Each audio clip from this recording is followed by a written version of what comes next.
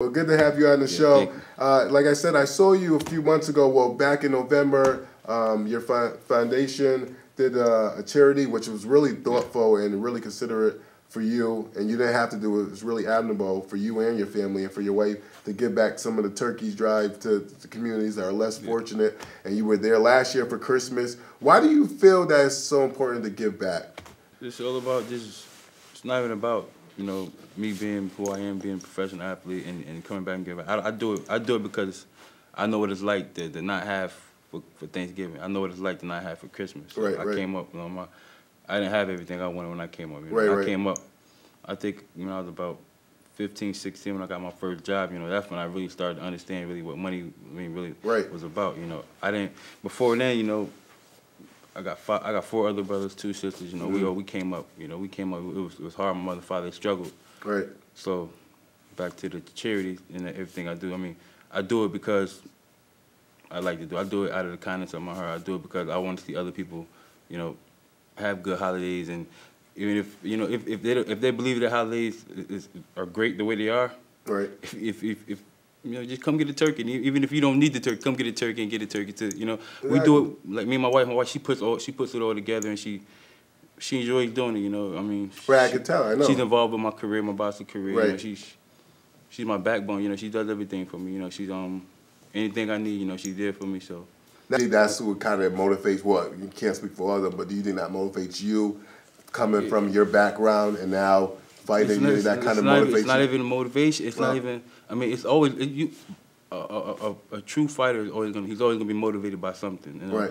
It might be something that your opponent does that motivates you. Something he says that motivates you. It might be something in your life that motivates you. Your kids might motivate you. Your mother might motivate you. But you know, like to be motivated. You know, it's a different thing. Like I can't say like, but what motivates me is my family, my kids. You know, I want to be able to provide for my kids, not only my kids, but for the next generation after that. You know, and like I said, back to champion breed. You know, that's why I start champion breed. That's what being a champion breeder is. Right, you know? right. Chad Dawson. When people say your name, what do you want them to think about at the end of the day, when it's all said and done?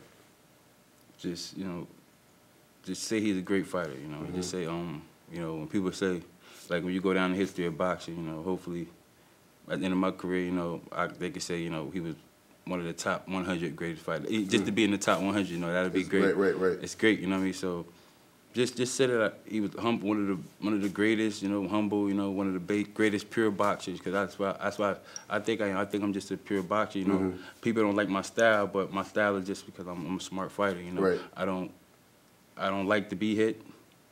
I don't like to take punishment, you know, because in 10 years from now, I want to be able to talk to my kids and talk to my grandkids. So, Understood. you know, some people get the perception of boxing mixed up. You know, they think that there's 2 guys going in and beating each other's brains out. But at the end of the day, one guy has to be smarter than you know what I mean. You have to. Sometimes it's brains over brawn.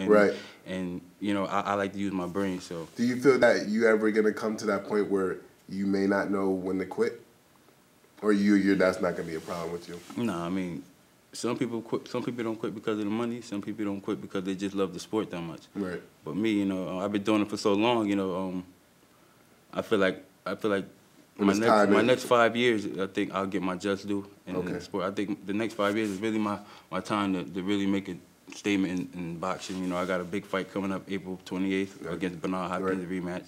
Hopefully he won't take a dive this time. But you know, like I said, October 15th, one of the biggest fights in boxing history, a historical night, and you know, you were trying to, you know, take what you thought that was rightfully yours. Yeah. And so coming into the fight, what were you thinking of? Basically, what were you thinking?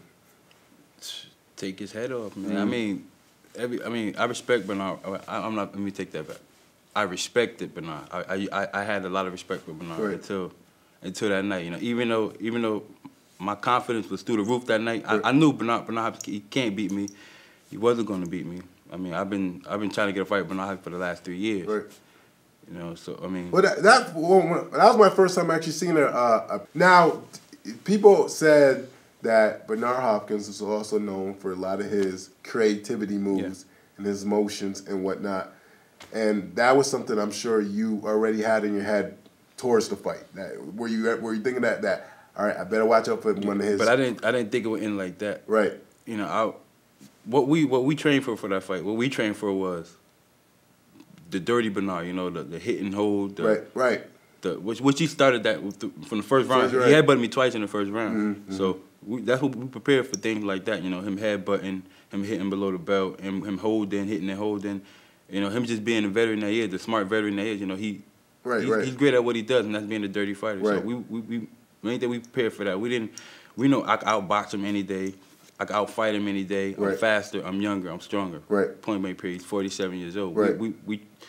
We train just for him, just the dirty tactics that he does. But do you think he was really hurt at the end of the day? No. What makes you come to that conclusion? I mean, just the way certain people react certain ways, different ways to pain. So I can't say, but when you dislocate your shoulder, there's usually something like a knot or something that shows that the shoulder dislocated. We didn't see that. Right. Nobody's seen a knot, right? I'm not saying that he wasn't. I'm gonna take that back. I'm not gonna say he might have been hurt. Right. But from what I saw, he wasn't hurt. Okay. I mean, when you dislocate your shoulder, there's usually something to show you that you dislocated. A knot, something. I mean, we didn't see. I mean, when you dislocate your shoulder, there's usually something to show you that you dislocated. A knot, something. I mean, we didn't see. We didn't see that. Now looking. I mean, we never seen a MRI. We never seen anything. I mean, it was just it was just he said he was hurt, and that's what it was. Right. We didn't get a chance to go to get the doctor the results from the I mean, nothing. We didn't get an MRI, nothing. So we don't really know. Nobody knows. You know, nobody knows if it's really hurt or not. You know? Obviously, you've seen tapes and footage ever since that fight. I'm sure you and your team, or you by yourself. Do you feel that you pushed him off, or no? Because a lot of people, you know, this is a big controversial fight, so a lot of people would say that you pushed him off. Looking back, did you like push him? Do you think you pushed him off? I didn't push him. I just. Well, I know in the first round he was on. Yeah, and I was with a couple of my friends at the bar when we saw the fight, and I was saying the first round he's on Chad a lot. He fouled me from the first round to the second round to the time the fight ended. He fouled me at least 10 times. Right. The referee warned him at least 4 times about 3 different things. Right. You know, so I mean, that goes to show you what his intentions was.